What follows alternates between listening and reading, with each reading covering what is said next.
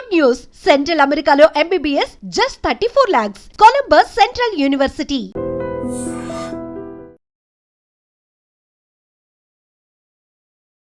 నమస్కారం, welcome to I dream. ధర్మ మార్గం విత్ విజిత కార్యక్రమానికి స్వాగతం.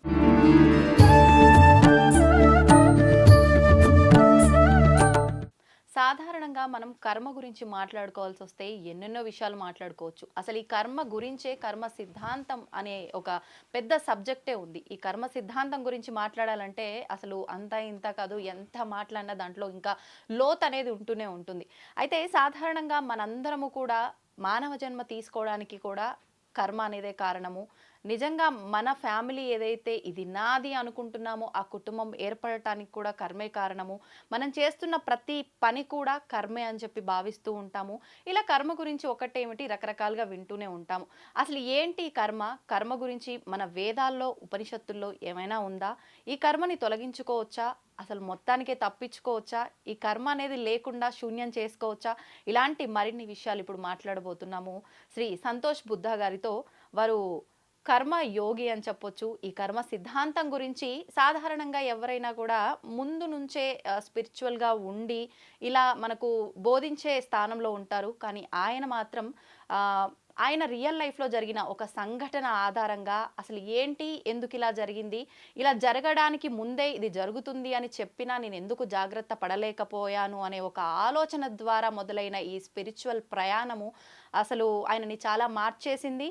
ఆ మార్చిన విధానం కూడా ఇది నాతోటే ఆగిపోకూడదు, దీని గురించి నేను తెలుసుకొని నలుగురికి జ్ఞానాన్ని అందిస్తే ఇది నలుగురికి ఉపయోగపడుతుంది, దాని నుంచి వాళ్ళు కొంతలో కొంత ఇబ్బందుల నుంచి బయటపడతారు అనే ఆలోచనతో ఆయన ఈ ప్రయాణం మొదలుపెట్టారు. ఇప్పుడు వారితో మాట్లాడి మనం ఈ కర్మ సిద్ధాంతం గురించి మాట్లాడుకుందాం వివరంగా.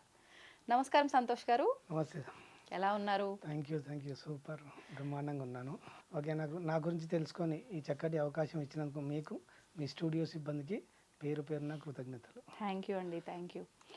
నిజంగా అంటే ఎంతోమంది గురువులు అంటే వేదం చదువుకున్న వాళ్ళే కానివ్వండి, జ్ఞానంతో వచ్చి చెప్పే వాళ్ళే కానివ్వండి, కొంతకాలం అంటే ఇలా దీక్షలుగా తీసుకొని మాట్లాడే వాళ్ళు కానివ్వండి, రకరకాలుగా మాట్లాడే వాళ్ళని చూస్తూ ఉంటాం. కానీ మీరు అంటే మీ జీవితంలో జరిగిన ఒక సంఘటన ఆధారంగా బేస్ చేసుకొని మీరు ఈ ప్రయాణం మొదలు పెట్టారని విన్నాం. నిజంగా చాలా సంతోషం. అంటే అందరిలో ఇలాంటి ఒక మార్పు అనేది మొదలవ్వదు. ప్రతి కుటుంబంలోనూ ఎన్నెన్నో జరుగుతుంటాయి. ఇలా మారాలని అది నిజంగా భగవంతుడి ఆజ్ఞ ఉంటేనే జరుగుతుందేమో. అంటే ఇక్కడ బుద్ధుడు ఒక విషయం చెప్తున్నాడు మేడం.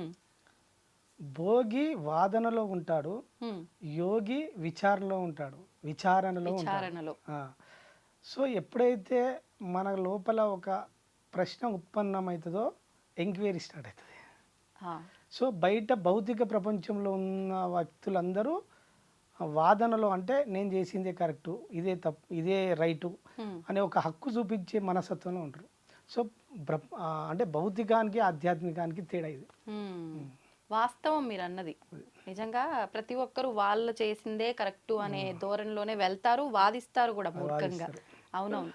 ఇప్పుడు అసలు నిజంగా మీరు మాట్లాడుతున్న సబ్జెక్టులో అంటే నేను విన్నంత వరకు ఈ కర్మ గురించి అంటే కర్మకి ధ్యానానికి సంబంధం ఉందా, ధ్యానం చేస్తే కర్మను తొలగించుకుంటామా అనే పద్ధతిలో మీరు అటు కూడా స్టెప్ వేశారు. అంటే ధ్యానం గురించి కూడా మీరు మాట్లాడుతున్నారు, దానికి సంబంధించిన జ్ఞానం ఇస్తున్నారు. అసలు ముందుగా మనం అసలు కర్మ గురించి మాట్లాడుకుందాం. అంటే మనిషి ఇప్పుడు ఒక జన్మ తీసుకున్నాడు అని అంటే అది గత జన్మ కర్మను బట్టే మళ్ళీ జన్మ తీసుకున్నాడా, లేదు అంటే అసలు ఎందుకు జన్మ తీసుకున్నాడు అంటే ఏం చెప్పొచ్చు? అంటే ఇక్కడ ఒక వ్యక్తి జన్మకు కారణము గతంలో చేసిన యాక్షన్, అంటే ఆ కర్మ వల్ల ఒక ఫలితం పుడుతుంది.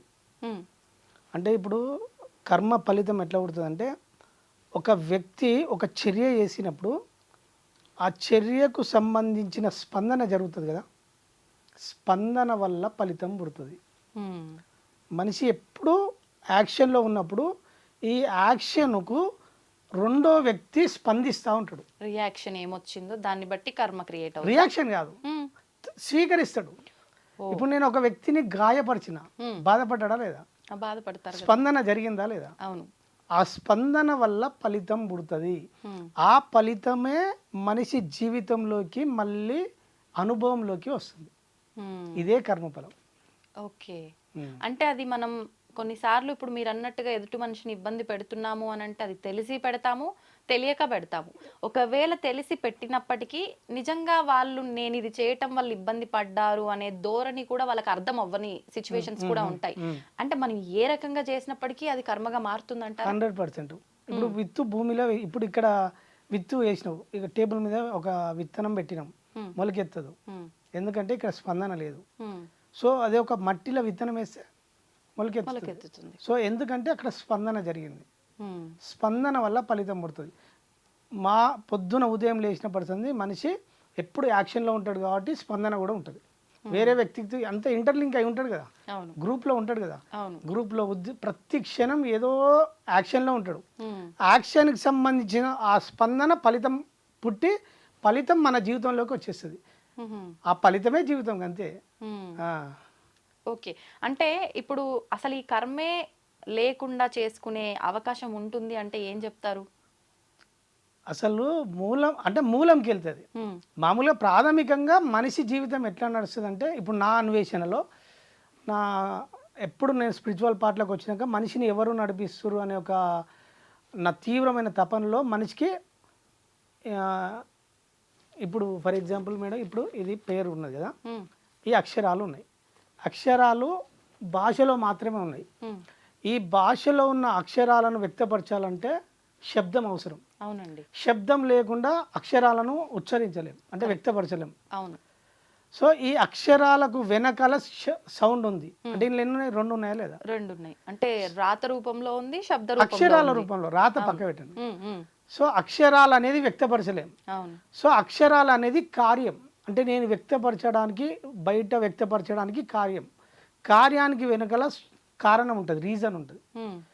సో రీజన్ సౌండ్ అంతే, ఎక్కనే ఎవరు తెలియదు. సో ఇట్లా మనిషి జీవితంలో మనిషి పొద్దున నిద్ర లేచినప్పటి సంది పడుకునేదాకా ఏమి తన జీవితంలోకి రావన్నో అది కర్మ ప్రకారమే జరుగుతుంది. కర్మ ప్రకారమే. కర్మ అంటే ఒక వ్యక్తి రావాలన్నా, ఒక వ్యక్తి పోవాలన్నా, తన జీవితంలోకి ఒక వస్తువు రావాలన్నా, ఒక రూపాయి రావాలన్నా గతంలో చేసిన కర్మను బేస్ చేసుకునే వన్ లైఫ్ డిజైన్ ఉంటుంది.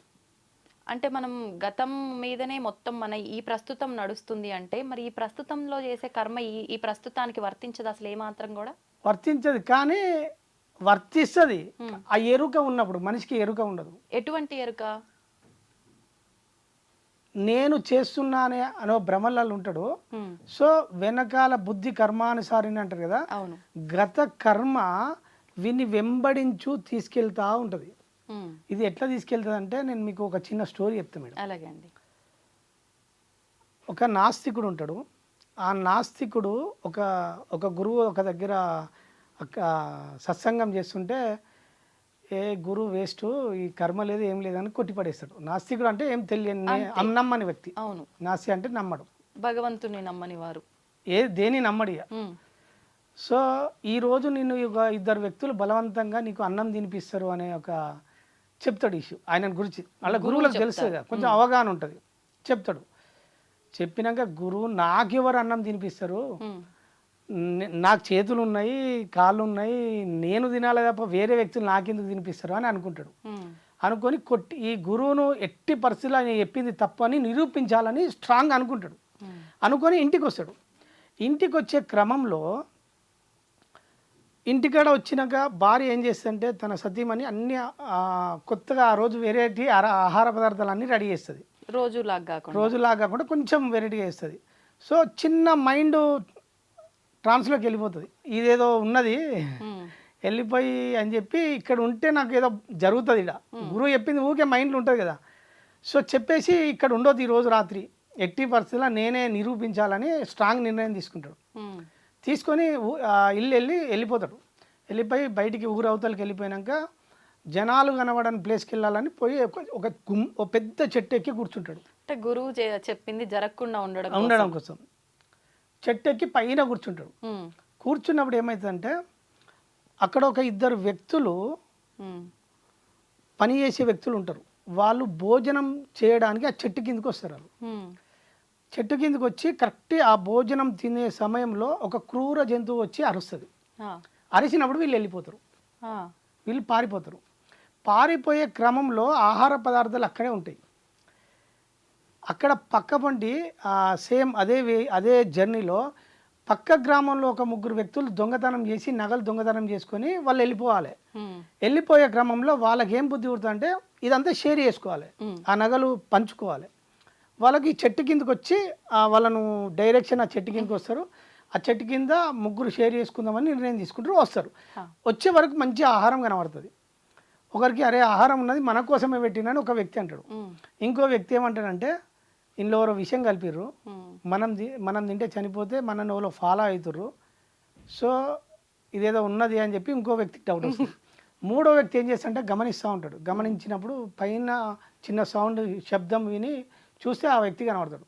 సో ఆ వ్యక్తిని కిందికి దించి ఇందులో ఆ విషయం కలిపి మమ్మల్ని తిని చంపేయాలనుకున్నావు, ఈ నగలన్నీ తీసుకోవాలనుకున్నావు కదా అని అడుగుతారు.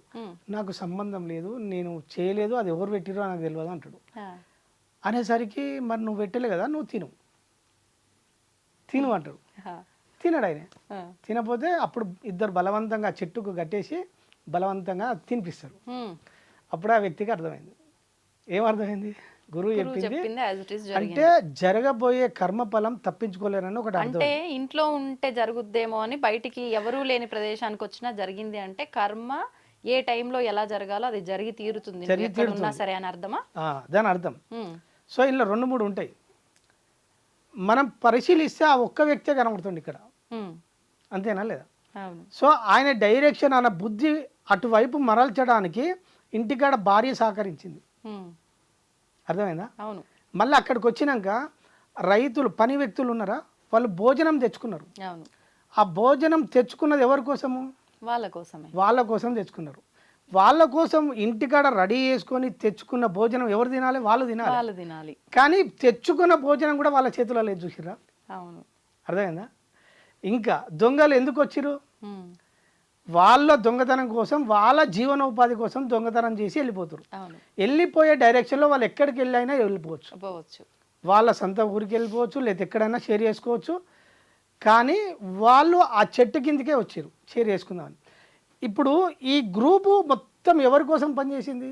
ఈయన కోసం పనిచేసింది. సో ఇప్పుడు ఈ దొంగల మైండ్ ఎవరి చేతులు ఉంది? డెస్టినీ అనుకోవచ్చా? డెస్టినీ పక్క పెట్టండి మేడం. ఈయన కర్మం, ఇప్పుడు ఈయన బలవంతంగా తినే కర్మఫలం ఉన్నది కదా, ఈయన కర్మఫలం ఇతర వ్యక్తులను ఇన్ఫ్లుయెన్స్ చేసిందా లేదా? చేసింది. సో ఇక్కడ దొంగల మైండ్ వాళ్ళ చేతులు ఉందా? లేదు. అర్థమైందా లేదా? అర్థమైంది. అంటే గ్రూపు మన కర్మఫలము ఇంతమందిని గ్రూపును క్రియేట్ చేసి ఆ కర్మఫలం అనుభవించడానికి ఏ వ్యక్తిని ఎలా వాడుకోనో అలా డిజైన్ చేస్తుంది. ఒక చిన్న డౌట్ అండి, ఇప్పుడు మీరు చెప్పిన దాన్ని బట్టి ఈ స్టోరీ వింటే నాకేమనిపించిందంటే ఆయన ఒక్క వర్క్ జరగడం కోసము ఇంతమంది భాగస్వామ్యం అయ్యారు. ఇక్కడ చెప్పడం గురువు, ఇంట్లో వైఫ్, ఇక్కడ దొంగలు, ఇక్కడ రైతులు, ఫైనల్ గా ఈయన కర్మ కోసం. అంటే ఇప్పుడు ఈయన ఇది గత జన్మ చేసుకున్న దాన్ని బట్టే ఇక్కడ ఈ కర్మ కూడా జరిగింది. వీళ్ళందరూ లింక్ అయి ఉన్నారంటే గత జన్మలో ఈయన కర్మకు వీళ్ళంతా భాగస్వామ్యం. ఇక్కడ వీళ్ళందరిని ఏమంటామంటే మనం సహాయ కర్మలు అంటాం. అంటే ఈయన అనుభవించడానికి వీళ్ళు సహాయం చేయడానికి వచ్చి వీళ్ళు. మనము అట్లా చూడొద్దు ఈ కర్మను. ఇప్పుడు దొంగలు వాళ్ళ పాత్ర ఏంది? వాళ్ళ కర్మలో వాళ్ళు ఉన్నారు. వాళ్ళ కుటుంబ పోషణ కోసం దొంగతనం చేసుకొని వెళ్ళిపోతారు. అక్కడ పని వాళ్ళు వాళ్ళ కుటుంబ పోషణ కోసం, కానీ వాళ్ళ కర్మలో వాళ్ళు వండుకుంటూ ఇతనికి లింక్ అయ్యారు. అర్థమైందా? అంటే ఇక్కడ ఎవరి కర్మ వాళ్ళకు వెంబడిస్తూ ఉంటది. వీళ్ళ కర్మను బేస్ చేసుకొని ఇంకో గ్రూపుకు లింక్ అవుతాం. ఇప్పుడు మీ కర్మ మీరు ఉన్నది మేడం, మీరు మీ ఉద్యోగ రీతిలో ఉన్నారు. సో ఇప్పుడు నేను నా కర్మ అనుభవించడానికి నేనున్నా. సో ఇప్పుడు మనం ఈ గ్రూప్ కావాలంటే ఇప్పుడు 4 వ్యక్తులు గ్రూప్ జమ అయ్యారా లేదా? సో ఈ 4 వ్యక్తులు అంటే ఇది నడిపేయడానికి ఈ 4ని ఫామ్ చేస్తుంది. దీని వెనకాల మళ్ళీ ఏమేమి జరగనో మొత్తం కర్మఫలం బేస్ చేసుకొని తన అనుభవంలోకి ఏది రావనో ఆ ఫలం, కర్మఫలం అంటే తన అనుభవంలోకి రావడం. ఆ ఫలము మొత్తం సృష్టిలో వారికి ఎవరెవరికి ఇంటర్లింక్ అయి ఉన్న వ్యక్తులు అందరూ వస్తారు. ఇది ఎట్లుంటారంటే ఇప్పుడు మన బాడీలో ప్రతి సిస్టమ్ మన మైండ్ కనెక్షన్ ఉంటుంది కదా. ఈ విశ్వంలో ఇప్పుడు భూమి మీద ఉన్న 800 కోట్ల ప్రతి మైండ్ ఒక సూత్రం కలుపుతుంది అక్కడ అందరినీ. ఏ వ్యక్తి ఏ కర్మ చేసినా ఆ కర్మకు సంబంధించిన డిజైన్ ఇంకో వ్యక్తికి లింక్ అయి ఉంటాడు. ప్రతి ఒక్కరికి అందరు వాడు అమెరికాలో ఉండని, ఆస్ట్రేలియా ఉండని, ఇంగ్లాండ్ అమెరికాలో ఉండని, కానీ ఎలా మనకు వాళ్ళకి అసలు సంబంధం లేదు. కర్మ ఫలం వాళ్ళని ఇన్ఫ్లుయెన్స్ చేసి వాళ్ళని మన జీవితంలోకి తీసుకొస్తుంది. ఇప్పుడు నేను ఈ ఎక్స్పెరిమెంట్ చేసిన కొన్ని ఎలా ఇవన్నీ నాకు అవగాహన వచ్చినాక, సో కర్మ నడిపించినప్పుడు మనం ఏ కర్మ చేస్తే ఎటువంటి ఫలితం వస్తుంది, ఎట్లా చేస్తే ఎట్లా వస్తుంది అనే దాని మీద నేను కొన్ని చేసిన తర్వాత నేను డైలీ ఒక సత్కర్మ చేసుకుంటా పోదాము ఎట్లుంటుంది అని నేను ఎక్స్పెరిమెంట్ చేసిన. నేను రోజుకు మా ఇంట్లో నాకు కర్మ మీద అవగాహన వచ్చినాక డైలీ ఇప్పుడు మా ఇంట్లో మా కుటుంబ పోషణకు అన్నం ఎట్లా ఆహారం ఎట్లా వండుకుంటామో నేను మూగ జంతువులకు కూడా రోజు ఇంకో అన్నం వండేటోని వేరే సపరేట్ వండి అట్లా ఒక 1 year చేసిన వేరే జంతువులు అంటే స్ట్రీట్ డాగ్స్. అంటే ఇది మీరు జస్ట్ ట్రయల్ ఇది చేస్తే ఏమవుతుంది ఎట్లా రిజల్ట్ ఎట్లా వస్తుందని ఎక్స్పెరిమెంట్ చేసిన. ఒక 1 year చేసిన తర్వాత ఈ క్రమంలో నేను వీళ్ళకు చెప్పడం స్టార్ట్ చేసిన. నేను ఇది ఇట్లుంటుంది ఇది ఇట్లా చేశాను చెప్పడం స్టార్ట్ చేసినప్పుడు ఏమైందంటే వాట్సాప్ గ్రూపులు ఉంటాయి కదా. సో ఇప్పుడు మీరు ఒక అడిగిరు అనుకో, నేను రికార్డ్ చేసిన అంటే వేరే వాళ్ళకి షేర్ చేద్దామని. ఆ రికార్డ్ చేసింది నేను వాట్సాప్ గ్రూపులలో షేర్ చేసిన. అది షేర్ చేసి ఇది ఎట్లా దారి తీసిందో మన బుద్ధి కర్మానుసారనో ఇది షేర్ చేసే క్రమంలో నా ఆడియో ఒక వ్యక్తి దగ్గర పోయింది, యూఎస్లో ఉన్న ఒక వ్యక్తి దగ్గర పోయింది. పోయి ఆ సారు 1 year తర్వాత నాకు ఒక $1000 పంపించిండు. మీతో టచ్లో లేడా? అసలు నాకు సంబంధం లేదు. జస్ట్ నా నెంబర్ అంటే అది విని నా గురించి ఇది ఎవరు పంపించారు ఎంక్వైరీ చేసి నా నెంబర్ కనుక్కొని నాకు మెసేజ్ పెడితే నాతోటి మాట కూడా మాట్లాడలే, జస్ట్ డీటెయిల్స్ పంపించమంటే పంపించిన. ఏదైనా నేను 5,000 10,000 ఇస్తాను అనుకున్నా, $1,000 పంపించిన. ఓకే, క్లారిటీ వచ్చేసింది. ఇట్లా ఎక్స్పెరిమెంట్ ఇంకా ఏం చేసిన అంటే ఏదైనా టెంపుల్ కాడికి వెళ్తాం కదా, టెంపుల్ కాడికి వెళ్ళినప్పుడు ఏం జరుగుతుందంటే మనకు ఎవరైనా భిక్ష అడుగుతారు కదా మేడం, ఒక భిక్ష వాళ్ళు ఉంటారు కదా, వాళ్ళు ఏమంటారు మేడం, వాళ్ళు ఏమని అడుగుతారు ఏమని అడుగుతారు? అమ్మ కొంతమంది ఫుడ్ రూపంలో అడుగుతారు, లేదంటే అమ్మ 5 రూపాయలు 10 రూపాయలు డబ్బు రూపంలో అడుగుతారు. లేదు, ధర్మం చేయండి అంటారు. ఇప్పుడు ఎవరు అడుగుతున్నారండి అట్లా? అంటే మాక్సిమం ఏమని మూలం ధర్మం చేయాలి. నేను విన్నా నేను మేడం, లేదు ఇప్పుడు విన్నా నేను. విన్న తర్వాత నాకు క్లారిటీ వచ్చింది. ఆ వ్యక్తి నా దగ్గరికి వచ్చి ధర్మం చేయండి అన్నాడు. ఆయన భక్ష్య అడుగుతలేడు, నాకు డబ్బులు ఇవ్వమంటలేడు, ధర్మం చేయండి అన్నాడు. ధర్మం చేయండి అంటే దాని మీనింగ్ ఏంది?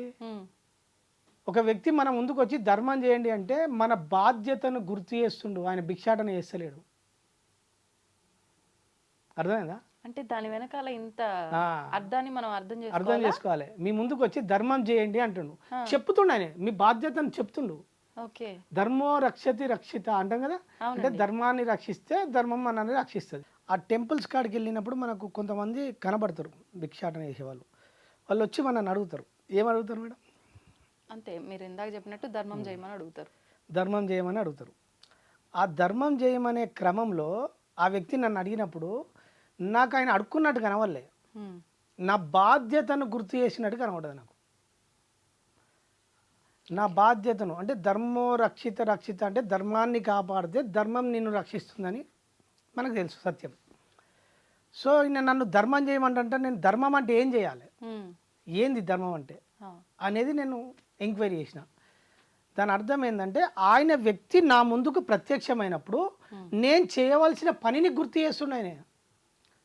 ఆయనే ఆ వ్యక్తి నా ముందుకు వచ్చిండు, నేను చేయాల్సిన పనిని గుర్తించినప్పుడు అప్పుడు ధర్మం అంటే రూల్స్ ఏంది, మనం ఎలా నడవాల్సిన రీతిలో నడవాలి. సో ఆ క్షణం నేను ఏం చేయాలి అంటే ఆ వ్యక్తికి కావాల్సినవి సమకూర్చాలి. నేను నా ముందుకు వచ్చిన వ్యక్తికి తనకు ఎప్పుడు ఒక భోజనం కావాలి, ఒక పూట నేను భోజనంకు కావాల్సిన సదుపాయం చేయాలి, ధన రూపంలో లేదా భోజనం అన్న సమకూర్చినప్పుడు నేచర్ ఆ వ్యక్తిని నా దగ్గర తీసుకొచ్చింది కదా,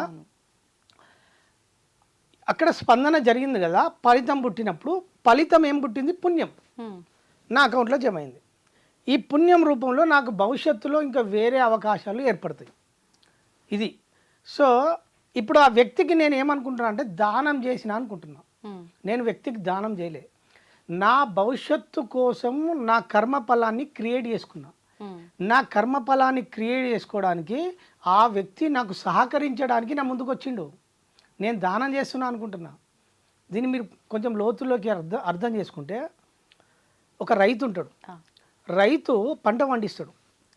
పంట పండించే క్రమంలో భూమికి ఉపయోగించుకుంటాడు కదా, భూమిలో విత్తనాలు వేస్తాడు, పంట పండుతుంది.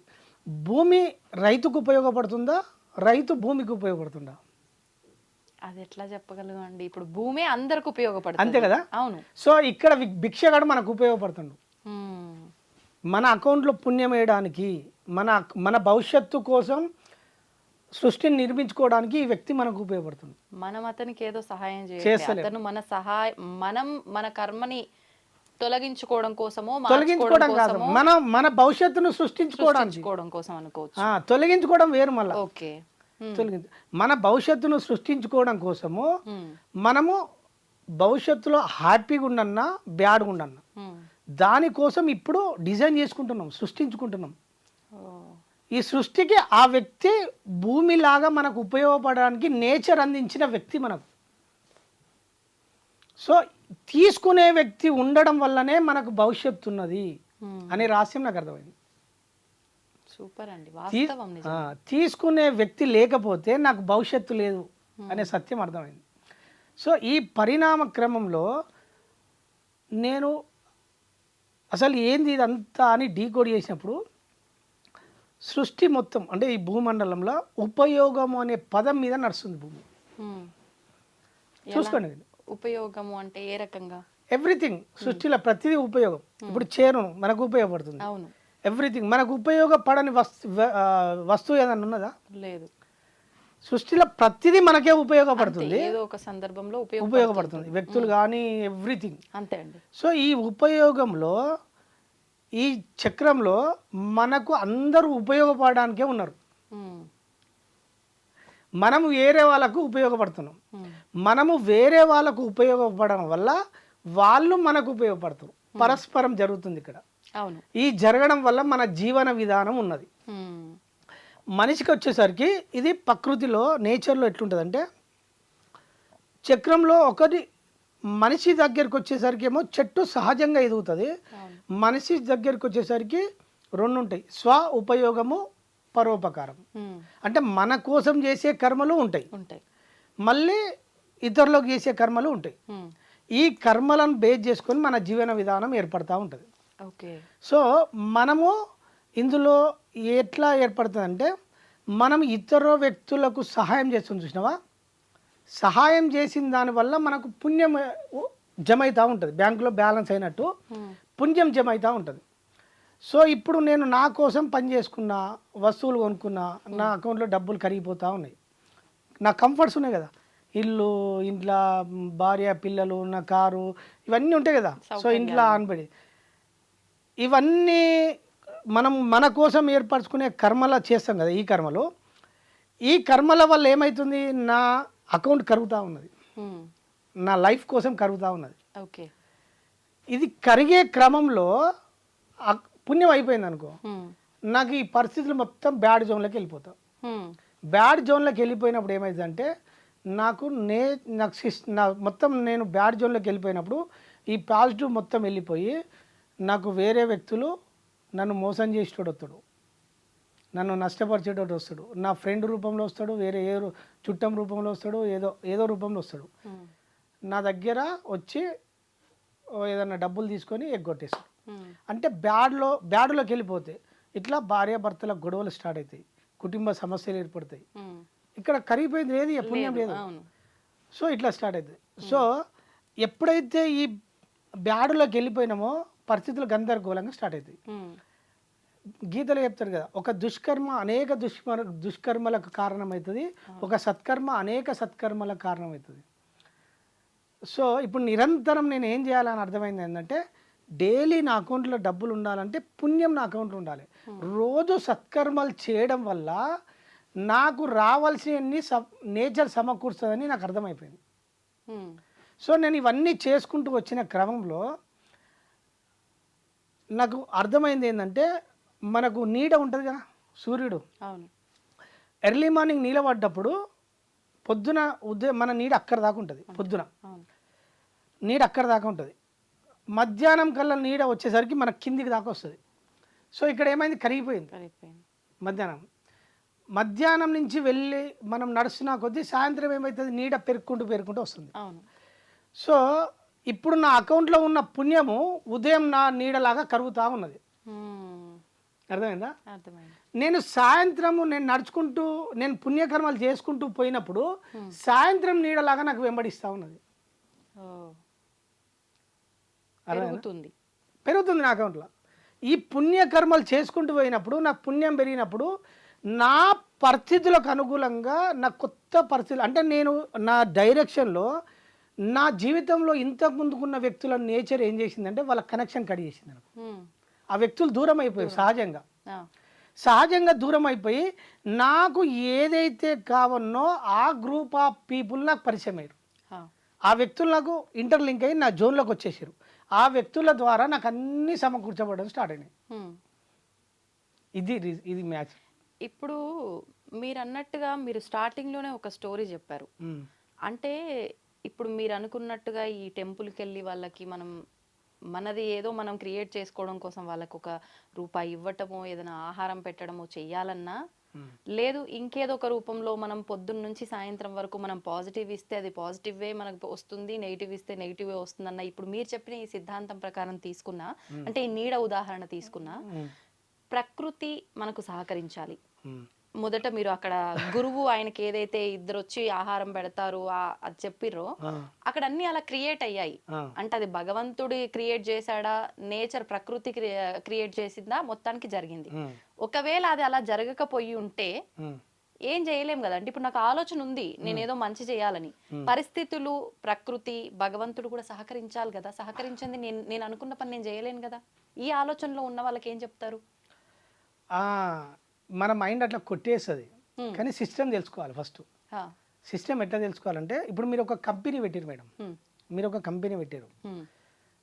కంపెనీ పెట్టిన తర్వాత ఒక 100 మంది ఉద్యోగస్తులను పెట్టుకున్నారు. కంపెనీ రన్ అవ్వనా వద్దా? అవును. కంపెనీ రన్ అవ్వాలంటే పై నుంచి CEO నుంచి కింది దాకా లేబర్ పనిచేయదాకా మేనేజర్ ఉంటారు, HR ఉంటారు, అన్ని డిపార్ట్మెంట్లలో ఎవరి పని వాళ్ళు ఉంటారా లేదా? ఉంటారు. అంత సిస్టమ్ అంతా ఎవరు తయారు చేసారు? మీరు ఎవరైతే మీరు CEO అనుకోండి మీరు. సో మీరు కంపెనీ చేసినప్పుడు కంపెనీలో ఈ వ్యక్తికి ఇంత జీతం ఇవ్వాలి, ఈ వ్యక్తికి ఇంత జీతం ఇవ్వాలని ఎవరు నిర్ణయించారు? ఎవరికైతే ఆలోచన వచ్చి మొదలు పెట్టారో వాళ్ళే డిజైన్ చేస్తారు. మీరు ఫస్ట్ ఒక సిస్టమ్ తయారు చేసిరా లేదా? ఒక ధర్మం తయారు చేసి, అంటే రూల్స్ అండ్ రెగ్యులేషన్స్ తయారు చేసిరా లేదా? సో ఆ రూల్స్ ప్రకారమే ఏ వ్యక్తికి ఎంత జీతం ఇవ్వాలని ఉంటుంది. సో ఇప్పుడు మీరు CEO, మీరు పైన ఉన్నారు, మీ కంపెనీలో 100 మంది ఉద్యోగస్తులు, మేనేజర్కి 1 లక్ష ఇచ్చారు, కానీ కింద లేబర్ పనిచేసే వ్యక్తులకు ఒక 20,000 50,000 ఇచ్చారు. మరి కింద వాళ్ళకి మీరు అంత జీతం ఇస్తలేరు కదా. మరి ఎందుకు ఇస్తలేరు? అంటే ఏ పనికి తగ్గట్టు అంత వేతనము అని అది అంత ఎవరు నిర్ణయించారు? నేను ఆ పొజిషన్ లో ఉన్నా మెయిన్ కాబట్టి నేను డిసైడ్ చేసా అనుకోవచ్చు ఇక్కడ వరకు. అంటే మీరు అన్నట్టుగా మన కర్మ ఏదైతే మనం క్రియేట్ చేసుకున్నది ఉందో దాని ద్వారా మీరు లోతులోకి పరిశీలించాలి. ఇక్కడ ఏమవుతుందంటే, మీరు ఆల్రెడీ సిస్టమ్ కంపెనీ ఎస్టాబ్లిష్ కోసం పెట్టిరు, ఎంతమంది వ్యవస్థ నడుస్తుంది, కానీ మీరు మీ ప్లేస్లో అట్లే ఉన్నారు, మీరు అట్లే ఉన్నారు. ఇక్కడ సృష్టి మనం గాడ్ అనుకోని మీరు ఏమన్నారు, సృష్టి ఏం చేస్తుందంటే మొత్తం ఒక సిస్టమ్, ఒక పద్ధతి ప్రకారం సృష్టి నడుస్తూ ఉంది. దానికి కూడా కొన్ని రూల్స్ అండ్ రెగ్యులేషన్స్ ఉన్నాయి. అవన్నీ ధర్మాలు, ప్రకృతి ధర్మాలు ఉంటాయి. మనం ప్రభుత్వం నడవడానికి కొన్ని శాఖలు అవన్నీ ఎట్లుంటాయో సృష్టి నియమాలు ఉంటాయి. సృష్టి నియమాల ప్రకారం ఎవరికి ఏది చేరవేరన్నో అది చేరవేరుతుంది. ఆ సృష్టి నియమం అనేది ఎలా క్రియేట్ చేయబడింది? సృష్టి తనకు తాను రచించుకుంటుంది. ఎందుకు అట్లా? నడవాలి కదా, కార్యం జరగాలి కదా. అంటే ఇప్పుడు మీరు నేను మనుషులం, ఒక హ్యూమన్ బీయింగ్. సృష్టిలో మీరు ఒకటే నేను ఒకటే, మీకు ఒక రకంగా నాకు ఒక రకంగా ఎందుకు క్రియేట్ చేస్తుంది? ఆట, గేమ్లో రోల్ ఉంటుంది. మీ రోల్ అది, నా రోల్ ఇది. నాకు ఏది కావన్నో సమకూర్చడం సృష్టి బాధ్యత, మీకు ఏది రావన్నో సమకూర్చడం సృష్టి బాధ్యత. కానీ ఇన్బిల్ట్ ఇక్కడ భూమి మీదకి వచ్చిన తర్వాత ఏమవుతుంది అంటే మనం వచ్చేటప్పుడు రోల్ ప్రకారం వస్తాం. ఇక్కడికి వచ్చినాక ఏమవుతుందంటే మనం వచ్చే రోల్తో పాటు మనం రోల్ తెచ్చుకుంటాం, ఆ రోల్తో పాటు ఫ్రీ విల్ తెచ్చుకుంటాం. ఇది ఎలా? ఫ్రీ విల్ అంటే భూమి మీదకి వచ్చినాక మన జీవితం ఏమవుతుందంటే మనము భూమి మీదకి వచ్చినాక ఆ రోల్ను మర్చిపోతాం. మనం మాయ, ఇది మాయ కదా, ఎందుకు వచ్చామనే పర్పస్ మర్చిపోతాం. మర్చిపోయి మన రోల్ ఏం చేస్తుంటే మన ప్రణాళిక ఆ డైరెక్షన్లో తీసుకెళ్తూ ఉంటుంది, మనకు తెలియదు. సో ఆ రోల్ ఒక్కొక్క ఎక్స్పీరియన్స్ ఒక్కొక్కరు అందరి ఇంటర్లింక్ అయి ఉంటుంది. సో అందులో మనకు బాధ కలగవచ్చు. కానీ ప్రపంచంలో అందరినీ చూసినప్పుడు మనకు భోగాలు సుఖాలు కావాలని కోరుకుంటాం, లగ్జరీస్ కావాలని కోరుకుంటాం. ఇది మైండ్ కోరుకుంటుంది, కానీ మూలం అది ఉంటుంది కదా. సో ఇప్పుడు మీ రీసెంట్గా కుబేర సినిమా చూసిరా మేడం? అందులో మీరు గమనించండి, ప్రతి పాత్ర వై జంక్షన్లో ఉంటుంది. ఇప్పుడు నాగార్జున ఉన్నాడు, తను ఓటు అనుకుంటే జీవితం ఇంకో వైపు తీసుకెళ్తుంది. అక్కడ రష్మిక ఉంటుంది, తను ప్రేమించి ఒక అమ్మాయిని పెళ్లి చేసుకోవాలని బయటికి వెళ్తుంది. వెళ్ళే క్రమంలో వేరే వ్యక్తి లింక్ అవుతాడు. సో తను వెళ్ళాలనుకున్నది ఒకటి, కానీ జీవితం ఇంకో వైపు గుంజుకపోతుంది. ఇప్పుడు ఏది కరెక్ట్ అంటారు? ఇది మీకు చెప్తా ఇది. సో అంటే వీళ్ళ డైరెక్షన్లో జీవితంలో వీళ్ళకి తెలియకుండానే ఇంకో వైపు లాక్కెళ్తుందా లేదా అంటే ప్రతి నిమిషం మన జీవితం వై జంక్షన్లో ఉంటుంది. ఈ ఫ్రీ విల్ తెచ్చుకుంటాం కదా, ఫ్రీ విల్ను మనిషి ఉపయోగించుకోలేడు. ఎప్పుడైతే ఆధ్యాత్మిక మార్గంలోకి ఎంటర్ అయ్యి గురువుల ద్వారా జ్ఞానం పొంది సంకల్ప బలాన్ని తెచ్చుకొని ఫ్రీ విల్ అనే అంశాన్ని పట్టుకుంటే అప్పుడు ఉపయోగించుకునే కెపాసిటీ వస్తుంది మనిషికి. నార్మల్ వాళ్ళకి ఇది నార్మల్ వాళ్ళకి సాధ్యం కాదు. అప్పుడు వాళ్ళకి ఎలా ఉపయోగపడుతుంది? మీరు అన్నట్టు గురువుల ద్వారా సాధన ద్వారా చేసుకున్న చెప్తా. ఇప్పుడు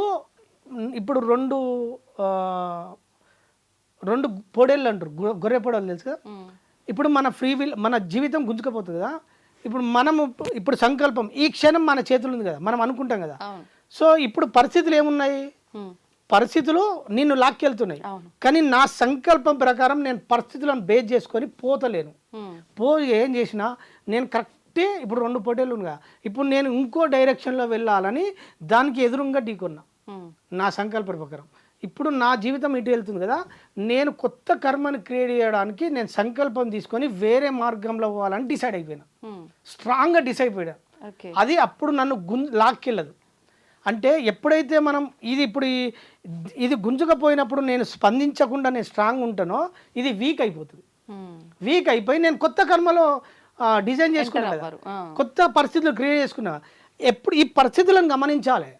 మన చుట్టూ ఎటువంటి వ్యక్తులు ఉన్నారు, నెగటివ్ వ్యక్తులు ఉన్నారా, ఈ గ్రూప్ ఆఫ్ పీపుల్ ఎట్లున్నారు, వాళ్ళ మైండ్ సెట్ ఎట్లుంది, ఇవన్నీ గుర్తించినప్పుడు మనకు అండర్స్టాండింగ్ వస్తుంది. అంటే మీరు అన్నది వాస్తవం, కానీ ఇది అందరికీ సాధ్యపడదు కదా. ఇప్పుడు కొంతమంది ఉంటారండి, మీరు అన్నట్టుగా ఇలా చూసిన వెంటనే వీడేంటి అని కనిపెట్టే వ్యక్తులు ఉంటారు. కొంతమంది ఎంతకాలం వాళ్ళతో జర్నీ చేసినా కూడా అసలు పైకి ఎలా ఉన్నారో అదే వాస్తవం అనుకుంటారు, లోపల వీడేంటి అనేది అర్థం అవ్వదు. ఇది ఎలా ఉంటుందంటారు? అంటే స్వతహాగానే మనిషి ఒక జన్మ తీసుకున్నప్పుడు అన్ని అది బ్రహ్మ రాసిన తలరాతో మీరు అన్నట్టు కర్మో దీని ప్రకారమే నా ఆలోచన కానివ్వండి, నా మానసిక స్థితి కానివ్వండి ఉంది అనే ధోరణిలో నేనున్నప్పుడు వీడేంటి వీడు నాకు కరెక్టా వాడు నాకు కరెక్ట్ కాదా అనేది ఈ నిర్ణయం నేను ఎలా తీసుకుంటా అంటారు? తీసుకోలేరు. అందుకే ఇంత బాధ. ఇది మామూలు వ్యక్తులకు సాధ్యపడదు. అందుకే ఆధ్యాత్మిక మార్గంలో గురువుల వల్ల మీరు జ్ఞానం తెలుసుకుంటేనే సాధ్యం. మామూలు వ్యక్తులకు ఆ గ్రూప్లో ఇరుక్కపోవాల్సిందే, ఏం చేయలేము మనం. ఓకే, అది సాధ్యం కాదు. అంటే ఎటువంటి జ్ఞానం తెలుసుకుంటే ఉపయోగపడుతుంది అంటారు? సత్యం అన్వేషణ జరగాలి నీ లోపల. నా జీవితాన్ని నేను నిర్మించుకోవాలి, ఉద్ధరించుకోవాలి అని స్ట్రాంగ్ నిర్ణయం తీసుకొని వ్యక్తి నిలబడితేనే సాధ్యం. అది అంటే ఎవరో మనకు చెప్తారు లేదంటే వాళ్ళ ద్వారా నేను తెలుసుకుంటా అనే భావన కరెక్ట్ కాదంటారా? మనని మనం గ్రహించుకోవడమే. మీ భగవద్గీతలో ఏమంటది? ఉద్ధరేనాత్మనాత్మానం నాత్మానం అవసావదయేత్ ఆత్మైవ ఆత్మనో బంధు ఆత్మైవ రిపురాత్మన. అంటే ఇది ఏం చెప్తుండంటే ఎవరిని వాడే ఉద్ధరించుకోమని చెప్తుండే. ఇక్కడ రెండో వ్యక్తికి నీవు ఉద్ధరించలేడు. కానీ మనకు సొసైటీలో గురువులు ఉంటారు కదా, గురువుల దగ్గరికి పోయినప్పుడు ఏమవుతుందంటే వాళ్ళు ఎంతో సాధన చేసి వాళ్ళు నేర్చుకున్న విద్య ఉంటుంది కదా, ఆ విద్యను మనకు ఇన్ఫర్మేషన్గా ఇస్తారు. ఆ ఇన్ఫర్మేషన్ ఇచ్చినప్పుడు గురువులు ఏ గురువు ఎలా చెప్పిండు, ఇది ఎంతవరకు సత్యమని మనం ఎంక్వైరీ చేసి దాన్ని ఎక్స్పెరిమెంట్ చేస్తే మనకు ఫలితాలు వస్తాయి. ఓకే. ఆచరించినప్పుడే రిజల్ట్ వస్తాయి. ఆచరించకుండా మళ్ళీ గురువులు చెప్పింది వింటే అది ఇన్ఫర్మేషన్ కిందనే ఉంటుంది. ఈ గురువులు చెప్పింది కూడా మనకు వినాలి. మనకు సుమతి పద్యాలలో ఉంటుంది, వినదెవరు చెప్పినా వినినంతనే వేగిరపడక. అంటే ఎవరు చెప్పినా వినాలే, కానీ మళ్ళీ తొందరపడకుండా నిర్ణయం తీసుకోవద్దని చెప్తుండ్రు. అంటే విన్నదాన్ని వెంటనే ఆచరించకుండా ఆచరించాలి, కానీ ఆచరించే ముందు ఆలోచించాలి, ఎంక్వైరీ చేయాలి, ఇది కరెక్టా కాదా అని ఎంక్వైరీ చేయాలి. సో ఇవన్నీ గురువుల ద్వారా సేకరిస్తేనే మనకు అర్థమవుతుంది అది. ఇప్పుడు మీరు అన్నట్టుగా విన్నాను, ఇప్పుడు మీరే చెప్పారండి, మీరు చెప్పినప్పుడు నేను విన్నాను, ఏదన్నా మీరు ఇలా చెయ్యండి అని నాకు చెప్పారే అనుకోండి, చెప్పింది నేను విన్నాను, విన్న తర్వాత నాకు ఇంకా ఆ విన్నంతసేపు మీరు చేసిన ఆ మోటివేషన్ అనేది నన్ను వెంటనే ఆ పని ఆచరించు అన్నట్టుగా నేను మోటివేట్ అయ్యానే అనుకోండి. ఇప్పుడు నా మనసు దీని వైపే వెళ్తుంది, కానీ ఈయన చెప్పింది కరెక్టా కాదా అనే ఆలోచనే నేను చేయలేకపోతున్నా. అలాంటప్పుడు అందుకే మీరు సెల్ఫ్ ఎంక్వైరీ ముఖ్యం, అందుకే నిలబడడం ముఖ్యం. ఇక్కడ సంకల్పం ఏం చెప్తుంది, మీరు సంకల్పం తీసుకోవాలి కదా. ఈయన కరెక్ట్ చెప్పిండా తప్పు చెప్పినా ఎంక్వైరీ చేసుకోవాలి. ఇప్పుడు నేను గుడ్డిగా నేను చెప్పిన అనుకో, మీకు ఎట్లా రిజల్ట్ వస్తుంది? ఆ రిజల్ట్ నెగిటివ్ వచ్చే అవకాశం ఉంటుంది. సో మీరు పరిశీలించి నాకు మంచి జరుగుతుందా చెడు జరుగుతుందా మీరు నిర్ణయం తీసుకోవాలి. ఓకే. అంటే ఒక విషయం ఒకరి విషయంలో కరెక్ట్ అవ్వచ్చు. ఇప్పుడు మీ అన్వేషణ ప్రకారం మీకు ఇది కరెక్ట్ అనిపించింది, మీరు చెప్పింది నాకు వినటానికి కరెక్ట్ అనిపించవచ్చు, కానీ మీరు చెప్పిన విధానం నాకెంత వరకు కరెక్ట్ అనే ఆలోచన నాలో మొదలవ్వాలి, నిలబడాలి. నిలబడినప్పుడు మీరు ఆచరణలోకి వెళ్తారు. ఆచరణలోకి వెళ్ళినప్పుడు ఏమైందంటే మీది దాని యొక్క ఫలితం మీ జీవితంలోకి దాన్ని ఏమంటారు, ఫలితం వస్తుంది, అంటే కనిపిస్తుంది, అనుభవంలోకి వస్తుంది, సాక్షాత్కారం జరుగుతుంది. సాక్షాత్కారం అంటే ఫలితం, అదే ఆ ఫలితం మన అనుభవంలోకి వస్తుంది. ఇప్పుడు మీరు ఇందాక చెప్పిన ఒక ఉదాహరణ ఏదైతే గుడి దగ్గర వాళ్ళు ధర్మం అని అడిగారో, అంటే ఇప్పుడు ఈ మధ్య కాలంలో అలా అడిగే వాళ్ళు సంఖ్య పెరిగిపోయింది. అందరూ నిజంగా అవసరం కోసమే అడుగుతున్నారా అనేది ఒక క్వశ్చన్ మార్కు. ఇప్పుడు మానవుల ఆలోచన విధానం ఎలా ఉంది అంటే, ఎవరైనా వచ్చి ఒకటి అడిగిరు అంటే మనం అంటే కొంతకాలం కిందట కొన్ని వీడియోలు కూడా వినడం జరిగింది, అది ఎంతవరకు వాస్తవమో తెలియదు, కానీ ఇవాళ రేపు అడుక్కునే వాళ్ళ దగ్గరే పెద్ద పెద్ద బిల్డింగ్లు చాలా చాలా అవి ఇవి ఉన్నాయి అని చెప్పి విన్న తర్వాత కొంతమంది ఆలోచన విధానం ఎట్లుంది అంటే, వాళ్ళే బావుర్రు, ఇప్పుడు మనకన్నా కూడా వాడన్నా అడుక్కొని ధైర్యంగా తింటున్నాడు, మనం ఆ మాత్రం కూడా చేయలేము, ఈ మిడిల్ క్లాస్ ఫ్యామిలీస్ పరువు కోసం చచ్చిపో, ఇలాంటి విధానంలో నిజంగా అది అసలు నిజంగా వాడు మన కర్తవ్యాన్ని మనం నిర్వర్తించడం కోసం అడుగుతున్నాడు అనే భావన ఎలా వస్తుంది? అందుకే సెల్ఫ్ ఎంక్వైరీ ముఖ్యం. ఫస్ట్ మనము నిర్ణయం తీసుకునే ముందు ఇది కరెక్టా కాదా నిర్ణయం తీసుకున్న తర్వాత ఆచరించాలి. ఫస్ట్ మనం దాన్ని జెన్యూనా కాదా పరిశీలించాలి. ఇది ముఖ్యం. జెన్యూనా కాదా పరిశీలించిన తర్వాత చేయాలి. నేను ఇవన్నీ తెలుసుకున్న తర్వాత కొన్ని చేసిన నాకు 2-3 జెన్యూన్ కాదా అనిపించింది ప్రాథమిక దశ. ఎటువంటి సందర్భాల్లో నేను కొంచెం అంటే ఇప్పుడు ఇక్కడ కొన్ని చారిటీలకు పోయినా, సార్ నాకు జెన్యూన్ అనిపించలే. చారిటీలో పోయి మా అబ్బాయి చనిపోయింది కదా, అబ్బాయి పేరు మీద వాళ్ళకు కొన్ని ఫుడ్ వేయడం అది అవుతుంది కదా. సో నేను ఇచ్చిన అది కొంత మిస్యూజ్ అన్నట్టు నాకు అనిపించింది. అనిపించినప్పుడు నేను ఇమ్మీడియట్లీ స్కిప్ అయిపోయి నేను ఎక్కడ జెన్యూన్ ఉందో పరిశీలించిన. సో నాకు ఎక్కడ జెన్యూన్ అనిపించింది, ఎక్కడ ప్యూర్గా ఉన్నారో నేను అక్కడ పోయి స్టార్ట్ చేసి నిజంగా అవసరం ఎక్కడుందో అక్కడ స్టార్ట్ ఇవ్వడం. ఫర్ ఎగ్జాంపుల్ కొన్ని ఉన్నాయి స్పిరిచువల్ మన చారిటీలు కూడా జెన్యూన్ ఉన్నాయి. నేను కొన్ని చారిటీలు జెన్యూన్ ఉన్న పోయి గుర్తించి వాళ్ళు ఏ అవసరాలు ఉన్నాయి చూసి నా పరిధిలో నా శక్తి పరిధిలో నేను కొంత స్టార్ట్ చేసిన. తర్వాత నేను ఎక్కడ ఇప్పుడు టెంపుల్స్కి వెళ్ళినా, ఇప్పుడు సమ్మర్లో నాకు కోతులు బాగా కనబడ్డాయి టెంపుల్ కాడ, వాటికి ఏం లేవు కనవల్లే. సో నేను ఏం చేసిన అంటే నా జీతం రాగానే ఇంకో 2-3 కలుపుకొని ఒక 50 డజన్లు 60 డజన్లు అరటి పండ్లు తీసుకుపోయి వేసి స్టార్ట్ చేసిన. అంటే వాటికి ఫుడ్ అంది ఇచ్చిన.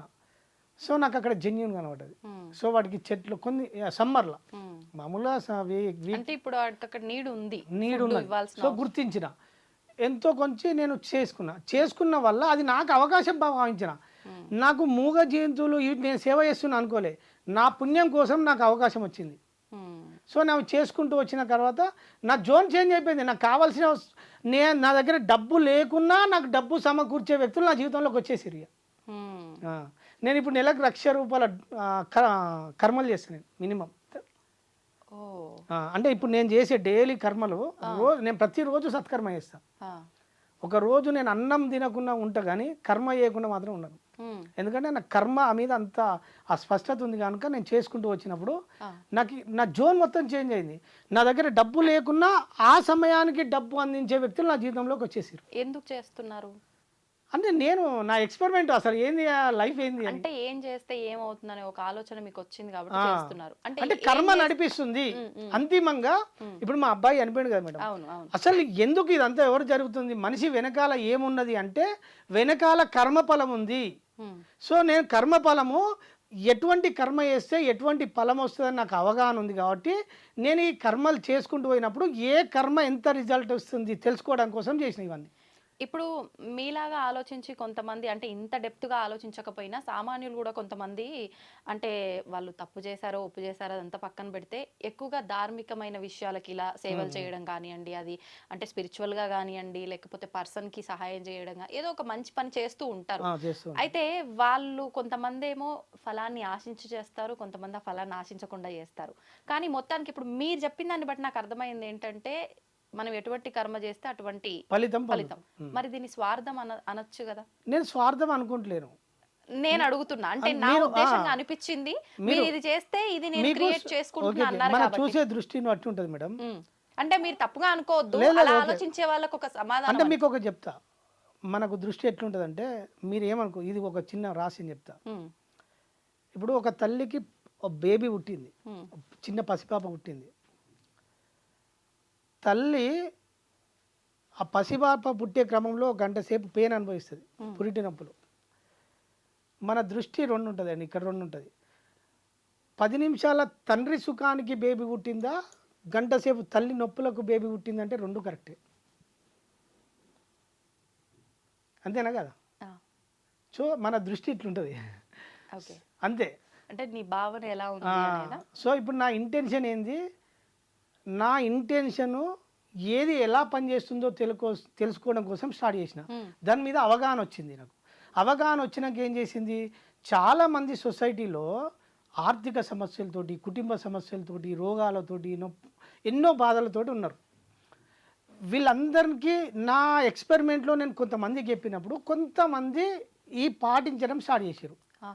పాటించడం స్టార్ట్ చేసే క్రమంలో నేను చాలామందికి చెప్పిన, చాలామంది చేస్తారు.